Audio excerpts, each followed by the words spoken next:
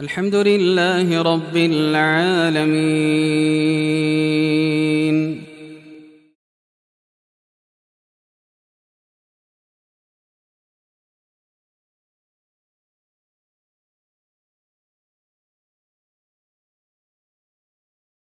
Bismillahirrahmanirrahim. Assalamualaikum warahmatullahi wabarakatuh. Alhamdulillahi wa kafah. Assalatu wassalamu ala rasulillahil mustafa wa ala alihi wa sahbihi wa mawalah. Amma ba'd. Ma'asyiral muslimin rahimani wa rahimakumullah. Pada kesempatan yang berbahagia ini kita akan membahas beberapa amalan-amalan sunnah yang sangat dianjurkan untuk kita lakukan di bulan suci Ramadan sebagai penyempurna dari bulan yang dimuliakan oleh Allah Subhanahu wa taala tersebut. Kaum muslimin yang berbahagia, banyak di antara kita yang terlalaikan dari beberapa amalan-amalan sunnah yang kemungkinan besar disebabkan oleh kejahilan kita, ketidaktahuan atau ketidakpahaman kita terkait hukum dari amalan tersebut. Padahal kita sangat memahami bahwa amalan-amalan sunnah bukan sekedar memberikan kita tambahan pahala, tapi juga menjadi penyempurna dan pelengkap dari kekurangan-kekurangan amalan-amalan wajib yang kita lakukan. Maka sebagaimana sholat sunnah qobliyah atau ba'diyah yang menjadi penyempurna daripada sholat-sholat fardu yang kita lakukan, maka amalan-amalan sunnah di bulan Ramadan juga menjadi penutup, penyempurna atau pelengkap dari kekhilafan-kekhilafan kita di bulan Ramadan yang boleh jadi membuat Ramadan kita menjadi berkurang nilai atau kesempurnaannya. Ada beberapa hal atau ada beberapa amalan sunnah yang akan kami bahas di waktu yang terbatas ini. Nah, di antaranya yang pertama adalah mengakhirkan sahur. Secara faktual, banyak di antara kita yang kemudian terlalaikan dari sunnah ini. Padahal, mengakhirkan makan sahur sangat dianjurkan hingga menjelang waktu fajar tiba. Hal ini berdasarkan hadis Anas dari Zaid bin Thabit, bahwasanya beliau pernah makan sahur bersama Nabi SAW, kemudian beliau atau Nabi SAW berdiri untuk menunaikan sholat subuh. Kemudian Anas bertanya kepada Zaid bin Thabit, berapa lama jarak antara azan dan sahur kalian?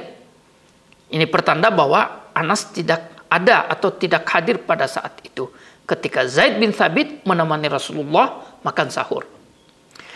Lalu Zaid bin Thabit menjawab sekitar 50 ayat. Hadis riwayat Bukhari dan Muslim. Dengan asumsi bacaan tartil, bacaan sederhana, maka 50 ayat membutuhkan waktu sekitar 10 hingga 15 menit.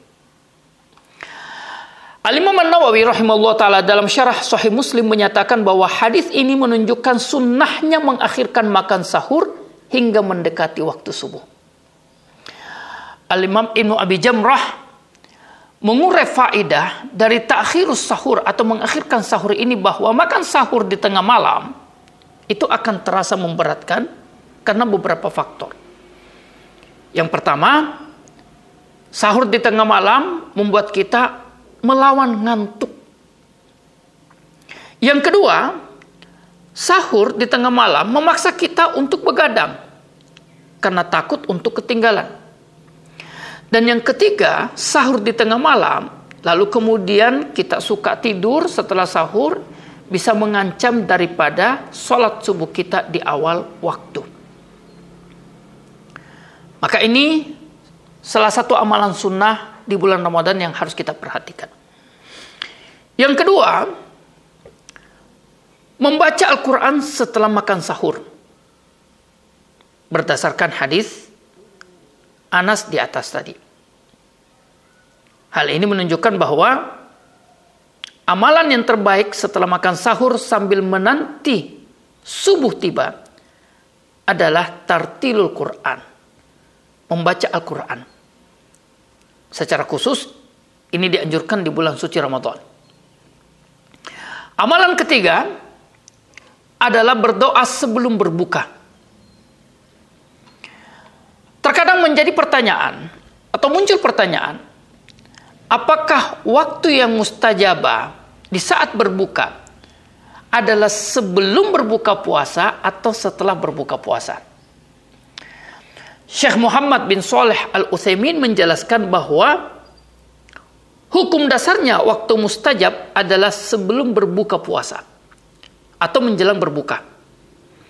Karena inilah keadaan seorang hamba masih berpuasa, badan terasa agak lemah, sehingga keadaannya lebih mendekati pada jawaban-jawaban Allah Subhanahu wa taala sebagaimana dalam salah satu hadis Nabi sallallahu alaihi wasallam yang termaktub di dalam Al-Arba'in An-Nawawiyah.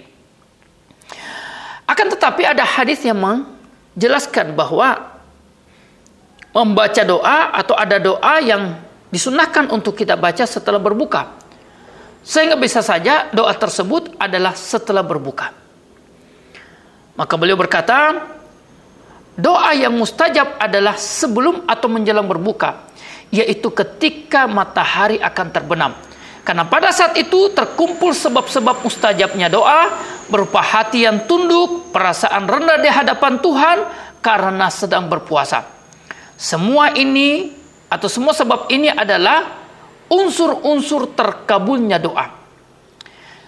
Adapun setelah berbuka puasa, badan sudah terasa segar dan nyaman dan boleh jadi akan lalai dari berdoa kepada Allah Subhanahu wa taala. Akan tetapi terdapat hadis yang seandainya sahih maka doa mustajab itu setelah berbuka puasa, yaitu doa zahabadz dhama wa batallatil uruq wa thabatal ajru insyaallah. Maka doa mustajab ini adalah setelah berbuka. Maka secara umum doa orang berbuka puasa mustajab. Akan tetapi waktu berbuka ada keutamaannya tersendiri. Doa orang selama berpuasa adalah mustajab sebagaimana sabda Rasulullah sallallahu alaihi wasallam, "Tsalathatun la turaddu da'watuhum al-imamul 'adil was-sha'imu hatta yuftir wa da'watul madlum." Ada 3 doa yang tidak tertolak. Doa pemimpin yang adil, doa orang yang berpuasa sampai dia berbuka, dan doanya orang yang terzalimi. Al-Imam Nawawi juga menjelaskan dianjurkan bagi orang yang berpuasa untuk berdoa sepanjang waktu puasanya atau selama ia berpuasa dengan doa-doa yang sangat penting bagi urusan akhirat dan dunianya, bagi dirinya, bagi orang yang dicintai, dan untuk kaum muslimin. Dan ini adalah amalan sunnah ketiga yang dapat kami utarakan. Dan yang keempat adalah mempercepat berbuka puasa. Di antara hal yang dianjurkan saat berpuasa adalah menyegerakan waktu berbuka puasa. Hal ini adalah sunnah puasa sebagaimana sabda Rasulullah sallallahu alaihi wasallam an Sahal bin Sa'ad radhiyallahu anhu anna Rasulullah sallallahu alaihi wasallam qala la yazalu nasu bi khairin ma ajjalul fitr muttafaqun alaih. Umatku ini masih menjadi umat yang terbaik selama mereka menyegerakan waktu berbuka. Dalam kitab Fathul Bari dikatakan sahabat Rasulullah SAW adalah orang yang paling cepat dalam berbuka puasa dan paling lambat dalam makan sahurnya. Syekh Abdullah Al-Fauzan mengatakan, hendaklah setiap muslim bersemangat mengamalkan sunnah ini, yaitu menyegerakan waktu berbuka. Ia bisa menjaganya dengan cara menyibukkan diri di sore hari dengan membaca Al-Quran, berzikir dan berdoa, dan tidak keluar rumah. Dikhawatirkan muadzin mengumandangkan azan maghrib sedangkan ia masih berada di jalan, membuat dia terhindar dari amalan-amalan yang sangat mustajabah, yang sangat dianjurkan yaitu berdoa saat berbuka puasa. Barangkali demikian apa yang dapat kami sampaikan.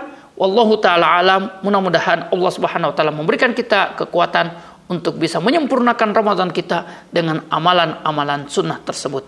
Alhamdulillahi rabbil alamin. Assalamualaikum warahmatullahi wabarakatuh.